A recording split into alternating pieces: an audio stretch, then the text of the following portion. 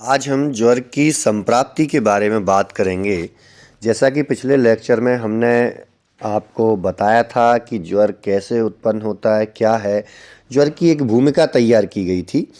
ज्वर के ट्रीटमेंट पर भी हमने थोड़ा बहुत चर्चा किया था, लेकिन आज एक सिस्टमेटिक वे में हम चरक चिकित्सा स्थान अध्याय 3 से हम थोड़ा डिटेल में इसकी चर्चा करेंगे।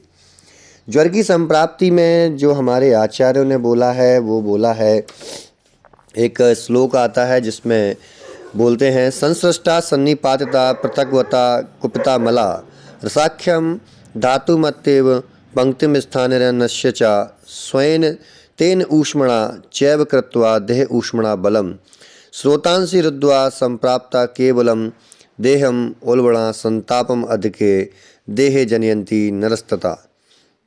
जिसमें हमारे आचार्य कहना चाह रहे हैं कि चाहे एक दोष हो, चाहे दोनों दोष हो या तीनों दोषों का सन्निपातिक रूप हो, जब ये प्रकोपित होते हैं तो हमारे शरीर में जो रस धातु होती है उस रस धातु को दूषित करने का कार्य करते हैं।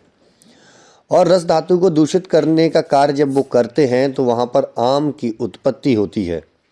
आम की उत्पत्ति होने के बाद हमारे शरीर में जो अमाशय होता है उस अमाशय में दोषों का संचय होता है। दोषों के संचय के पश्चात जो कोष्ठ की अग्नि होती है, जो हमारे अमाशय में जो अग्नि बल होता है, वो अग्नि हमारे कोष्ठ से हटकर हमारी त्वचा में, हमारे रक्त में पहुंच जाती है, जिसके उपरांत शरीर में टेम्परेचर बढ़ने लगता है और उसी को ज्वर की संज्ञा दी जाती है। अब देखिए कि कोष्ठ से अग्नि हमारे शाखाओं में जा रही है, हमारी त्वचा में जा रही है, जहाँ पर टेम्परेचर बढ़ा रही है। अगर इसको शाखाओं से पुनः कोष्ठ में हम ले आते हैं तो ज्वर को हम समाप्त कर सकते हैं। तो यहाँ पर अग्नि की प्रधानता मुख्य है। रस व स्रोतस की दृष्टि यहाँ पर प्रतीत हो रही है। रस व स्रोत दृष्टि के कारण ये रोग उत्पन्न होता हुआ दिख रहा है। तो हमें किसी भी रोग के निराकरण के लिए, किसी भी रोग की संप्राप्ति बनाने के लिए उसके रूट कॉज पर जाना ज़रूरी होता है। जैसे कि हमने ज्वर में देखा, ज्वर में तरुण ज्वर को हम ले लें तो तरुण ज्वर के बारे में बोला जाता है, शोथ साम सन्निरुद्धात् स्वेदम न अधिगच्छति स्वस्थानात् प्रचित्ते च अग्नौ प्रायशस्त तरुणे ज्वरे। तरुण ज्वर में बताया गया है कि स्रोतों में जब रुकावट होती है तो अपनी जो अग्नि होती है वो अग्नि अपने स्थान से, यानी अपने कोष्ठ से हटके, जठराग्नि जो हटके बॉडी में, जैसा कि मैंने बताया, हमारे त्वचा में, रक्त में, शाखाओं में स्थानांतरित हो जाती है। लेकिन इसमें तरुण ज्वर में हमारे पसीना नहीं आता है। इसका जो लक्षण बोला है वो तरुण ज्वर में पसीना नहीं आता है रोगी को। रोगी की बॉडी हल्की हल्की गर्म होती रहती है, टेम्परेचर उसका बढ़ता रहता है। ऐसे ही आमद ज्वर के लक्षण जो बताए हैं कि भोजन में अरुचि, भोजन का ना पचना, उदर में भारीपन का होना, हृदय का शुद्ध नहीं होना, तंद्रा का बने रहना, आलस बने रहना, जैसे जो आम के गुण हैं, श्रोतोरोध बलवंश गौरव अनिल बूढ़ता, वो सारे गुण यहाँ पर उसको सारे लक्षण आमद ज्वर में देखने को मिलते हैं। पश्चिमान ज्वर में जो होता है वो तीव्र वेग मालूम होता है। निराम ज्वर में, निराम ज्वर की कंडीशन वो होती है जब ज्वर समाप्ति की ओर अग्रसर हो रहा होता है, तब वहाँ पर रोगी को भूख लगना स्टार्ट हो जाती है। अंगों में दुबलापन या वीकनेस सी उसको महसूस होती है, क्योंकि ज्वर के बॉडी में लंबे समय तक बने रहने से, रस धातु की दुष्टि की वजह से शरीर का पोषण अवरुद्ध हो जाता है और रोगी पूर्ण रूप से वीक होने लगता है। कुछ यहाँ पर मैं आपको एक सिंपल सी लैंग्वेज में बताना चाहता हूँ कि ज्वर का हम एक सिनेरियो देखें तो ज्वर में आपने देखा कि तीनों दोषों की वजह से हमारी रस धातु पर पूर्ण प्रभाव हुआ था, जिसमें कारण था मिथ्या आहार विहार। आप गलत खान पान, गलत तरीके से रहना। जैसे फॉर एग्जांपल अगर आहार से हम लें तो फास्ट फूड का खाना या सर्द गर्म चीज़ों का एक साथ खाना, जिसकी वजह से बॉडी में आम दोष की उत्पत्ति होती है और वो आम दोष स्रोतों में जाकर के हमारे इस रोग को उत्पन्न करता है। बिहार से हम समझ लीजिए कि डेंगू हुआ, मलेरिया हुआ, टाइफाइड हुआ, ये सारी चीज़ें किसकी वजह से होती हैं? मलेरिया है, डेंगू है, मच्छर की वजह से होते हैं। अगर हम अपने आसपास के वातावरण को साफ स्वच्छ रखते हैं और अच्छी जगहों पर आना जाना अपना पसंद करते हैं, खुद की बॉडी को साफ स्वच्छ रखते हैं, तो हम इस प्रकार के ज्वरों से बच सकते हैं। तो कुल मिला के उन्होंने कहा है कि मिथ्या आहार विहार के कारण तीनों दोष प्रकोपित होते हैं और वो जाकर के रस व स्रोतस को या रस धातु को दुष्ट करते हैं और हमारी कोष्ठ की अग्नि को दुष्ट करते हैं। अब यहाँ पर हम चिकित्सा अगर इसकी देखें तो चिकित्सा की दृष्टि से क्या समझ में आना चाहिए? देखो, रस धातु से कफ दोष की उत्पत्ति होती है और अगर रस धातु का पाचन अच्छे तरीके से, रसाग्नि कमजोर होगी या कोष्ठाग्नि कमजोर होगी, तो रस धातु का पाचन सही तरीके से नहीं होगा। रस धातु का जब पाचन सही तरीके से नहीं होगा तो कफ संपूर्ण रूप से नहीं बनेगा। कफ जब अपक्व फॉर्म में होगा तो उसी को हम आम दोष की संज्ञा देते हैं।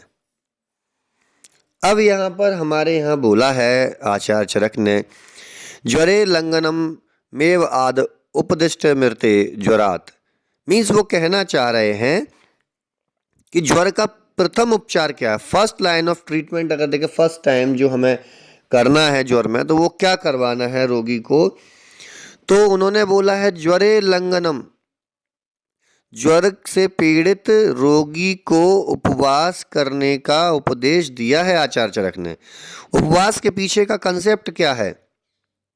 उपवास के पीछे का कंसेप्ट है आम का पाचन करना, अग्नि को तीव्र करना। मैंने अपनी प्रैक्टिस में देखा है कि हम लास्ट टाइम कोविड के ही कई एक्सपीरियंस आपको बता दूं कि एक पेशेंट थे जिनको अच्छा खासा कोविड रिकवर कर रहा था। हमने उनको जो ट्रीटमेंट दिया उससे अच्छा खासा रिकवरी चल रही थी उनको SpO2 86 से 96 की ओर हम ले गए थे। फीवर भी उनका समाप्त हो चुका था, लेकिन एक दिन उन्होंने कुछ पूड़ी पराठे बना करके खा लिए, उसी दिन उनको फीवर रिपीट मार गया, फीवर रिपीट हो गया और ये सब कुछ 7 दिन के अंदर अंदर हुआ। तब जाकर के उस रोगी को फिर से हमने लंघन चिकित्सा पर, पाचक औषधियों पर शिफ्ट किया, तब उसका फीवर वापस जो रिकरेंस किया था उसको हम 2 से 3 दिन के अंदर रिकवर कर पाए। कई बार आप देखें कि रोगी से पूछेंगे कि रोगी आता है आपके पास कि फीवर आ रहा है, उससे अगर आप कहेंगे कि भोजन करने के बाद आपको ठंड लगना स्टार्ट हो जाती है, तेज फीवर आना स्टार्ट तो नहीं हो जाता है, और बोलता है हाँ ऐसा होता है, तो समझ लीजिए कि आमाशय में दुष्टि है।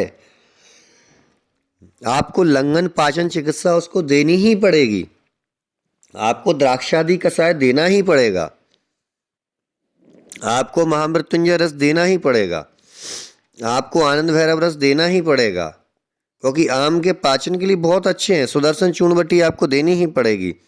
और सबसे बेस्ट मैं आपको बताऊं, गोदंती भस्म का प्रयोग आप एक दिन में 1-1 ग्राम की मात्रा लेकर के 4 से 5 बार यदि प्रथम दिन करते हैं, द्वितीय दिन करते हैं, तो प्रथम दिन अगर किसी पेशेंट को फीवर 103-104 डिग्री आ रहा है तो दूसरे दिन से उस व्यक्ति को 101, 100 इसके आसपास ही रहेगा और तीसरे दिन से उस व्यक्ति को फीवर 100 से नीचे ही रहेगा। गोदंती भस्म में हमारे यहाँ पर जठराग्नि को तीव्र करने की भी उसके अंदर गुण होते हैं और गोदंती भस्म ज्वर नाशक तो बताई गई है, साथ में शरीर को बल भी होती है। लेकिन आचार्य चरक बोलते हैं कि कुछ ऐसे ज्वर हैं जिनमें हमें उपवास नहीं कराना, जैसे क्षयज ज्वर है। देखिए, जो व्यक्ति वीक हो चुका है उसको क्या आप ज्वर कराएंगे? उसको उपवास यदि कराएंगे तो वो व्यक्ति और वीक होगा, उसके बल की हानि होगी और रोग और बढ़ जाएगा।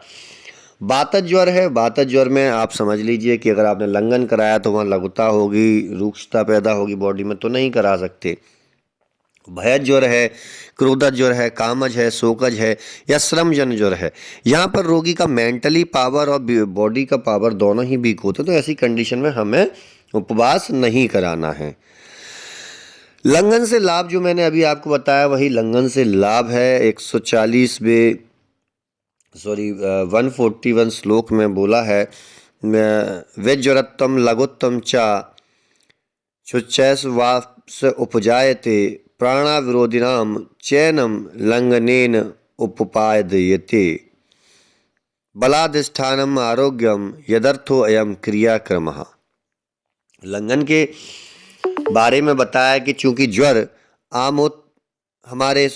हमारे आमाशय से उत्पन्न व्याधि है, तो यहाँ पर उपवास करने से दोष वहीं पर समाप्त हो जाते हैं और जठराग्नि तीव्र होने से बॉडी में हल्कापन और भूख लगना स्टार्ट हो जाती है। लेकिन ज्वर के बारे में लंघन की एक समय सीमा बताई है ज्वर में कि किस प्रकार से लंघन आपको कराना। जैसे अभी हमने देखा कि क्षयज, वातज, भयज, क्रोधज, कामज, शोकज और श्रमजन्य ज्वरों में उपवास नहीं कराना है। ऐसे ही उपवास कब तक कराना है? उपवास कराने के लिए बोला है बलाधिष्ठानम आरोग्यम यदर्थो अयम क्रियाक्रम प्राणाविरोधी नाम चैन लंघनेन उपपादयेत। किसी व्यक्ति के प्राणों का विरोध ना हो जाए, उसकी प्राण शक्ति कम ना हो जाए, उसकी शरीर की जो क्षमता है वो खत्म ना हो जाए। अगर लगा है कि हम पेशेंट को कराई जा रहे हैं, उसको लंघन करते रहो, भूखे रहो, ये करो वो करो, और रोगी का शरीर क्षीण होते जा रहा है, पता चले कंडीशन और बेकार हो गई, तो रोगी के बलाबल का हमें ध्यान रखते हुए, रोगी कंडीशन को ध्यान रखते हुए हमें उसका लंघन कराना होता है। हमारे अब कुछ योग के बारे में हम डिस्कस करते हैं। जैसे सडंग पानी, मुस्त परपट को शीर चंदनोदीच्य नागरहि श्रत शीतम जलम दद्यात पिपासा ज्वर शांते। 145 श्लोक में आचार्य चरक बोले हैं, नागर मोथा है, पित्त पापड़ा है, खस है, लाल चंदन है, सुगंध बाला है, सौंठ है, ये 6 प्रकार के जो द्रव्य हैं, इनको यदि हम कूट के, पीस के, यबकुट करके रख लें और उबाल करके, लगभग इसका प्रयोग कैसे करते हैं, 2 गिलास जल ले लीजिए, उसमें आप 1 चम्मच डाल के उसको बॉईल कर लीजिए। वो 1 गिलास जब रह जाए तो उस रोगी को धीमे धीमे सिप करके पीने को दीजिए। इसका सीधा कंसेप्ट यही है कि अग्नि को तीव्र करना है और आम का पाचन करना है, शरीर में बलाधान करने का कार्य भी ये करता है। ठीक इसी प्रकार सडंग पानी जिस जगह उपलब्ध नहीं होता, मेरे यहाँ पर उपलब्ध नहीं है, यहाँ बहुत ही मुश्किल से सडंग पानी मिलता है और बनाने का हमारे पास इतना समय भी नहीं कि हम बना पाएँ, तो मैं शुंठी जल का प्रयोग करवाता हूँ। सौंठ को 1/3 चम्मच सौंठ को 2 गिलास पानी में डाल के उसको बॉईल करा करके उस पेशेंट को पीने को हम बोलते हैं, और ऐसा करने से रोगी को बहुत आराम मिलता है, उसके ज्वर की तीव्रता कम हो जाती है, अग्नि उसकी तीव्र होने लगती है। लगभग दिन में 3 बार तो हम ये पिलवा ही देते हैं। हमारे यहाँ पर आचार्यों ने बहुत अच्छे कंसेप्ट बताए हैं, बस समस्या ये आती है कि हम अपनी दिनचर्या को, अपने प्रैक्टिस में इन चीज़ों को लेकर के आने से डरते हैं। जो हमारी संहिताओं में लिखा है उन चीज़ों के बारे में हम ही खुद इतने डाउट में रहते हैं कि क्या ये काम करेगा या नहीं करेगा, कैसे काम करेगा, अगर पेशेंट को दिया तो ठीक होगा या नहीं होगा। अगर हम अपने संहिता पर पूर्ण विश्वास करते हैं और संहिता के कंसेप्टों को समझते हुए आगे बढ़ते हैं, तो डेफिनेटली हम किसी भी रोग में उसको समाप्ति पर विजय पा सकते हैं। हमारे आचार्यों ने तो ज्वर में घृत का प्रयोग भी बताया है। 7वें 8वें दिन के बाद आप घृत का प्रयोग रोगी को कराते हैं तो आराम मिलता है। अगर बॉडी किसी की रूक्ष बॉडी है और वातज ज्वर है तो वहाँ भी आप रोगी को घृत पान करा सकते हैं, जबकि हम इन चीज़ों का प्रयोग कराने से डरते हैं। हमारे यहाँ पर गिलोय है, सुदर्शन है, चिरायता है, नागरमोथा है, इतनी अच्छी औषधियाँ हैं कि इनका यदि प्रयोग हम करते हैं, और हमने किया है, हम अपनी प्रैक्टिस में करते हैं, इसलिए आपसे कह रहे हैं कि इनसे किसी भी प्रकार के ज्वर में हम विजय पा सकते हैं। मेरे पास डेंगू के पेशेंट्स भी आए, मेरे पास चिकनगुनिया के अभी रिसेंटली कुछ पेशेंट्स फिर से चिकनगुनिया के हमें मिलने लगे हैं। और मलेरिया है, टाइफाइड है, यहाँ पर हमारे पास कई प्रकार के पेशेंट आते हैं और हम सिंपल सी वही गिनी चुनी 4-5 औषधियों से ही उनका ट्रीटमेंट करते हैं और उनको रिलीफ आता है।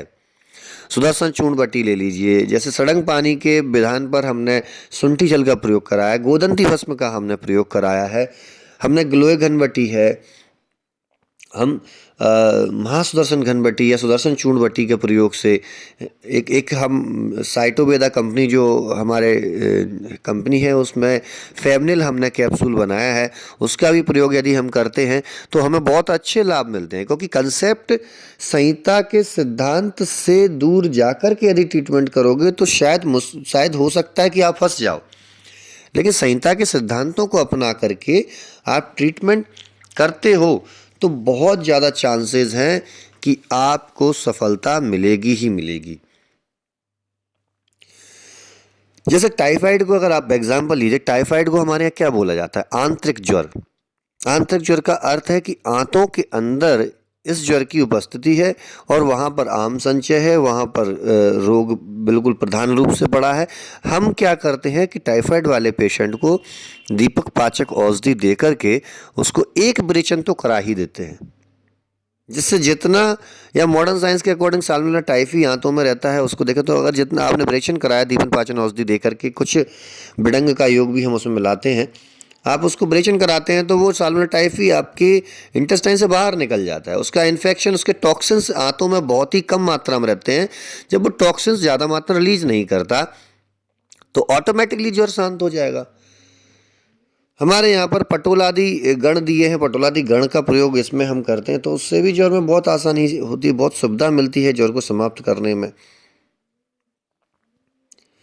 जब ज्वर से रोगी आफ्टर ज्वर ट्रीटमेंट हम देखें कि अगर ज्वर व्यक्ति का हमने समाप्त कर लिया, उसको ठीक कर लिया है, तब उसके बाद क्या करेंगे? उसके बाद से जो कंसेप्ट होता है बलाधान का कंसेप्ट होता है। रोगी में जो बल हानि हुई है ज्वर में, उसको बल प्राप्ति कैसे कराएं? तो यहाँ पर भी 239 श्लोक में जीर्णे ज्वराणाम सर्वेशाम पया प्रशमनम परम पेयम तदूषणम शीतम यथाश्वम वैसजे श्रुतम। जब रोगी के ज्वर को 7 से 8 दिन हो जाएं और वो ज्वर समाप्त हो चुका हो, शांति के कगार पर हो, तो उस व्यक्ति को हम दुग्धपान कराते हैं। थोड़ी थोड़ी मात्रा में कराना चाहिए।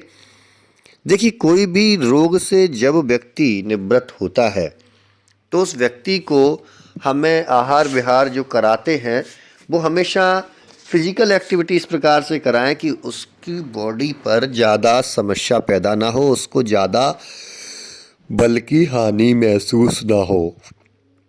और जब हम उसको डाइट देते हैं, भोजन देते हैं, तो इस प्रकार से भोजन का निर्धारण करना चाहिए कि उसकी अग्नि मांद ना हो पाए, उसकी अग्नि कमज़ोर ना हो पाए, उसकी जठराग्नि मध्य ना हो पाए। बस ये हम विचार करते हैं तो हम ज्वर में सफलता लेते हैं, ज्वर को अच्छे तरीके से ट्रीट कर लेते हैं और रोगी की बॉडी में बलाधान करके उसको पुनः पहले जैसा बलशाली भी करते हैं। तो ज्वर में इतना ही था। ज्वर किसी भी प्रकार का हो, आपको कोष्ठाग्नि पर विशेषकर कार्य करना है, अमाशय पर विशेषकर कार्य करना है। ज्वर ऑटोमेटिकली ठीक होने लगता है। आयुर्वेद में ढेर सारी औषधियाँ हैं, उन औषधियों में से किसी को भी यदि आप चयन करते हैं रोगी के बल, रोगी के दोष के अनुसार, तो डेफिनेटली आप वहाँ रिजल्ट ले सकते हैं। चलिए, आज ज्वर में इतना ही। बाकी नेक्स्ट क्लास में फिर नए टॉपिक के साथ आपसे मिलेंगे। चरक संहिता के कुछ सूत्रों को मॉडर्न या प्रैक्टिकल या डे टू डे लाइफ से जोड़कर हम आपसे मिलते रहेंगे। धन्यवाद।